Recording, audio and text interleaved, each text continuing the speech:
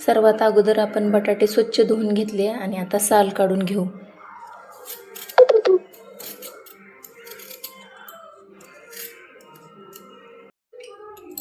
ह्याच्यावरची साल काढून बटाटे आपण पाण्यात ठेवले.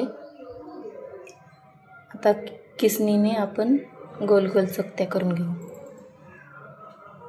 या बटाट्याचा आकार असा थोडासा उभा आहे. तर आपण असा धरला बटाटा,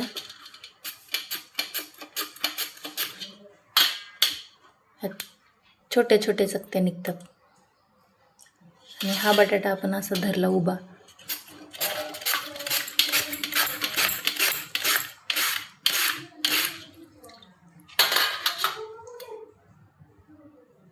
मोठ्या मोठ्या चकत्या निघतात.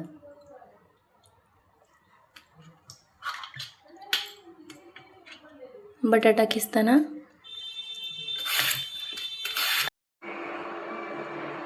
आता हे वेफर्स आपण पाण्यात भिजत घातले.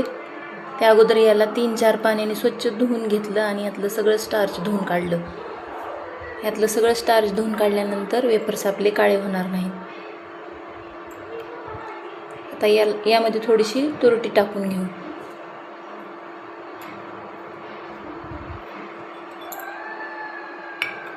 आणि हे वेफर्स साधारण 5-6 तास आपण असेच पाण्यात ठेवायचे.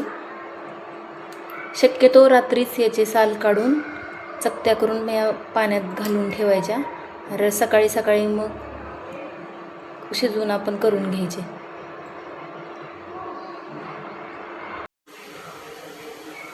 आता वेफर्स बुडतील एवढं पाणी ठेवलं, उकळलं आहे. आता याच्यात मीठ घालून घेऊ.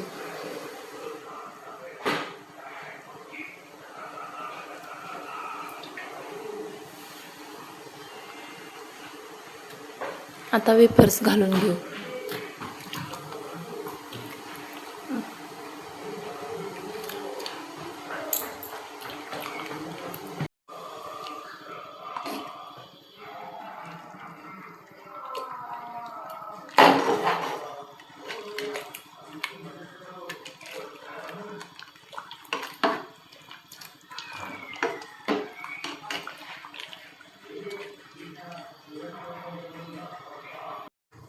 आपण खळखळ उकळत्या पाण्यात वेफर्स घालून घेतले आणि वेफर्स घातल्यानंतर उकळी बंद झाली होती. आता अजून 5 मिनिटांनी छान उकळी आली आहे. आता आपण वेफर्स 80% शिजवून घेतले. आता चाळणीत वितळून घेऊ.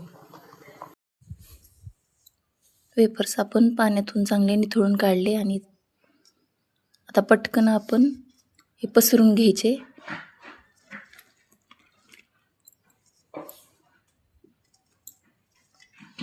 कारण त्याच्यातल्या वाफेमुळं आणखीन जास्त शिजू शकतात.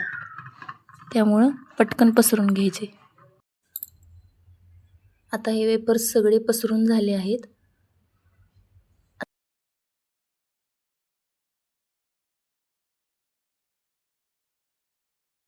वेफर्स आपले चांगले वाळले आहेत आणि पांढरे पण झाले आहेत.